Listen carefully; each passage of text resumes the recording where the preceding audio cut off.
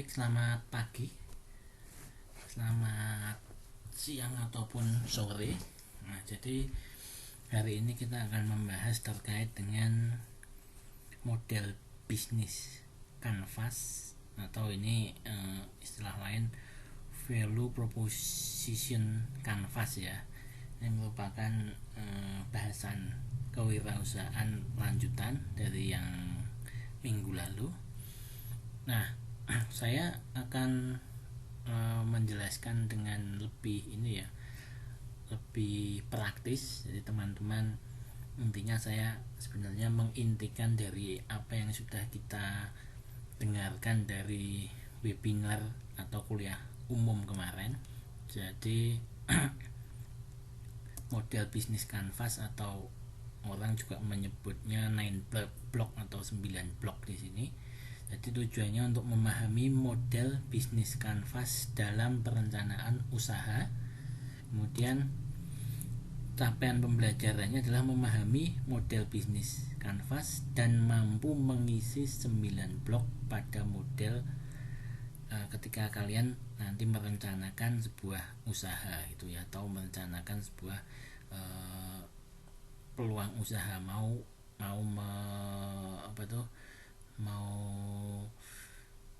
istilahnya mau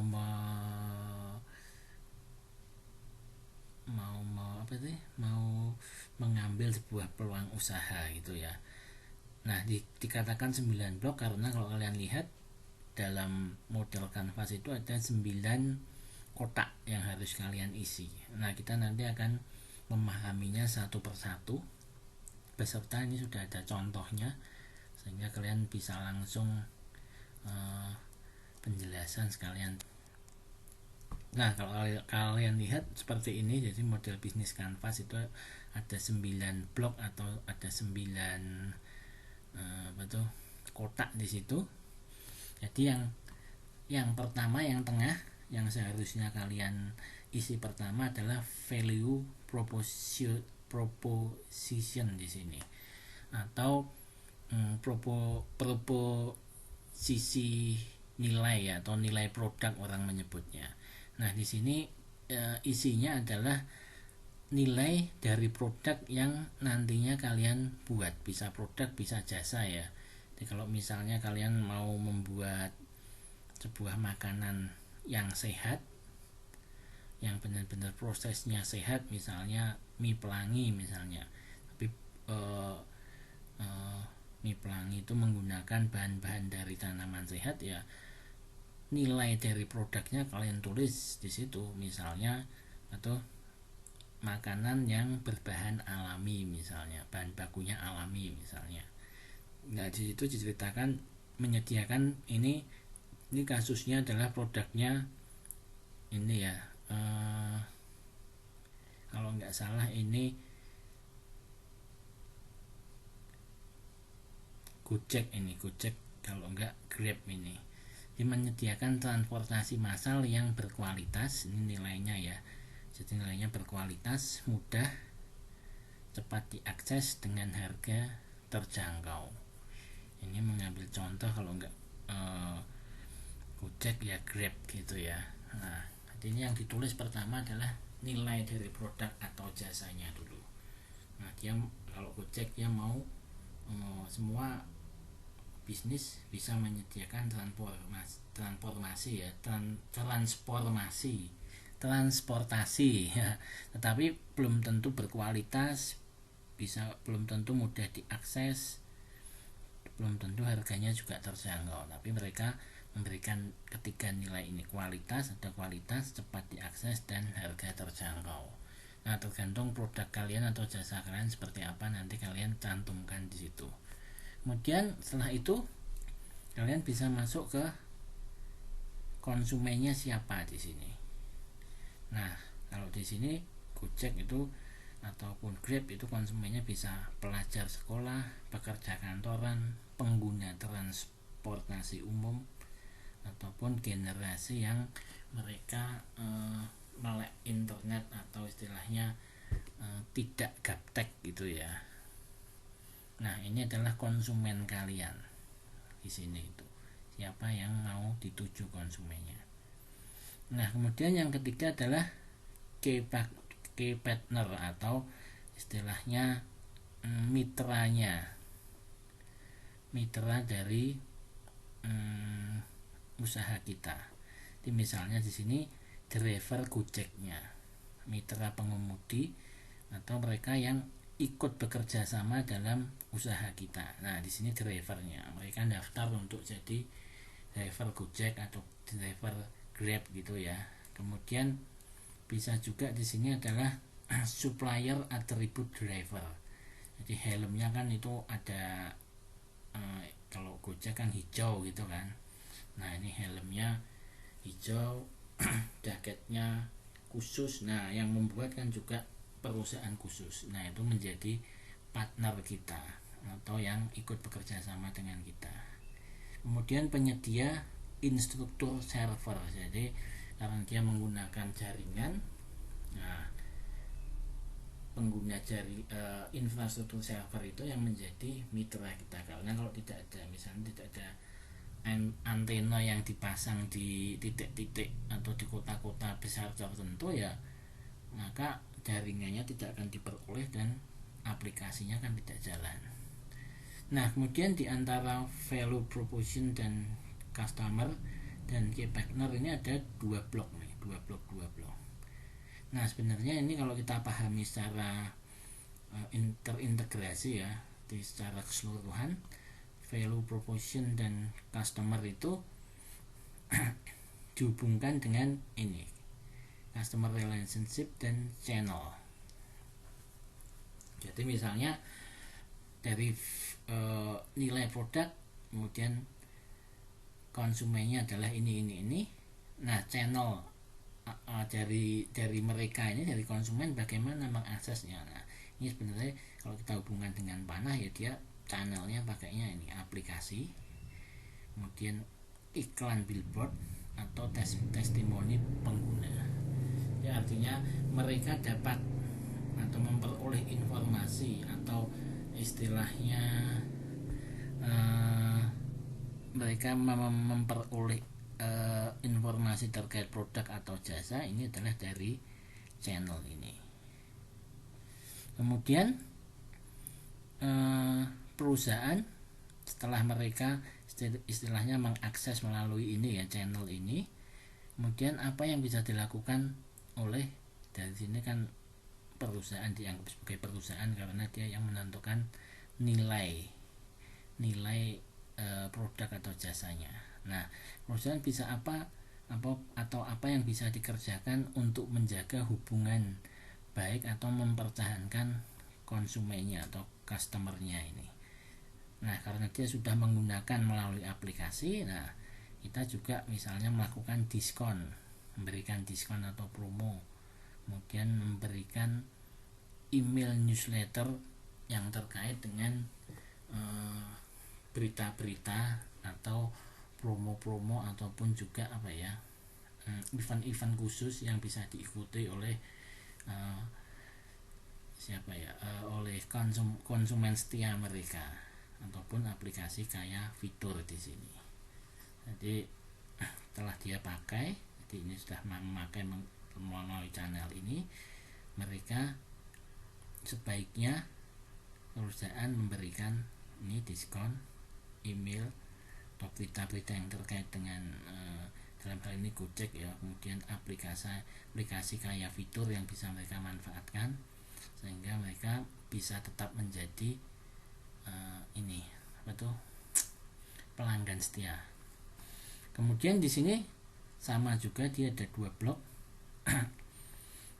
Nah, sumber utamanya adalah ketika kita ini, karena produknya produk jasa ya, jasa Gojek ya, pengantaran ya, sumber daya utamanya untuk bisa mengaktifkan atau mengakses aplikasi itu adalah ya melalui menginstal aplikasi Gojek atau aplikasi Gojek. Di sini infrastrukturnya tadi yang terkait dengan jaringan ya. Kemudian Google Map sangat penting karena kalau nggak ada Google Map ya dia tidak akan bisa akan terlalu sulit bagi mereka untuk ini ya, menentukan tarif, kemudian melakukan pengantaran sesuai dengan tujuan, kemudian apa ya, memantau si drivernya dan lain sebagainya. Nah, ini yang menjadi sumber daya atau kuncinya atau sumber daya utama kuncinya.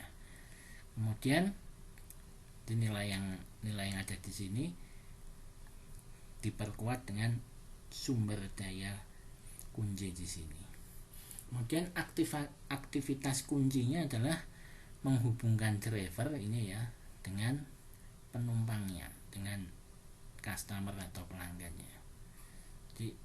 Jadi fungsi aplikasi itu adalah untuk menghubungkan antara si pelanggan ini dengan driver Gojeknya, sehingga mereka bisa diantar ataupun yang lain. Juga selain itu adalah manajemen data pengguna. Jadi konsumen yang sudah menggunakan, nah kita punya datanya. Nah, data ini digunakan nanti untuk akses di kemudian hari. Jadi misalnya kalian naik Gojek untuk diantar ke kampus gitu kan. Nah, kalian kan tentunya akan diminta untuk input alamat ataupun nama. Nah, dari situ untuk berikutnya kita sudah punya yang namanya apa? Data. Kalau kalian menggunakan di hari berikutnya, mereka sudah punya data. Jadi tinggal kalian akses, atau istilahnya dari Gojek akan mengakses data kalian. Oh, dari sini ke sini. Nanti akan lebih cepat untuk mereka dapat melakukan respon terhadap order yang kalian lakukan gitu ya. Selain itu juga bisa digunakan untuk ini apa itu, sebagai upaya perusahaan untuk melakukan misalnya penelitian, melihat perilaku dari konsumennya seperti apa, kemudian apakah selama ini mengalami kenaikan dari sisi ini ya, penggunanya apakah mengalami kenaikan atau mengalami penurunan malahan. Nah, strategi bisa diatur dengan melihat data itu, atau strategi bisa direncanakan lagi supaya mereka bisa lebih bertumbuh lagi dalam usaha mereka. Kemudian selain itu data ini juga digunakan untuk data ini juga digunakan sebagai ini ya, sebagai ini untuk customer relationship. Jadi kita tahu berapa konsumen setia kita dari data ini. Nah, kemudian siapa saja yang kira-kira kalau mereka memang istilahnya sudah menjadi pelanggan setia, siapa yang layak untuk mendapatkan diskon lebih besar, promo yang lebih baik. Nah, kita bisa mendapatkan data dari mereka yang telah menggunakan aplikasi Gojek ini atau jasa pengantaran Gojek ini.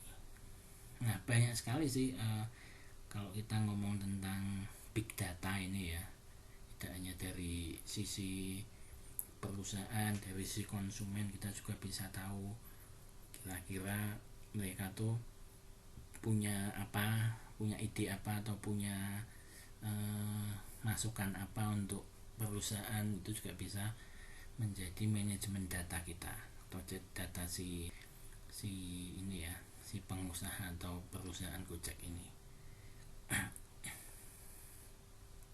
Selain itu juga untuk memantau atau melakukan controlling terhadap driver Gojeknya sendiri, apakah memang dia bekerja dengan baik, kemudian dia cukup setia dengan perusahaan, tidak pernah istilahnya tidak pernah mematikan HP-nya, tapi dia selalu bekerja keras untuk mendukung usaha perusahaan ini. Nah, ini fungsi dari manajemen datanya sangat banyak.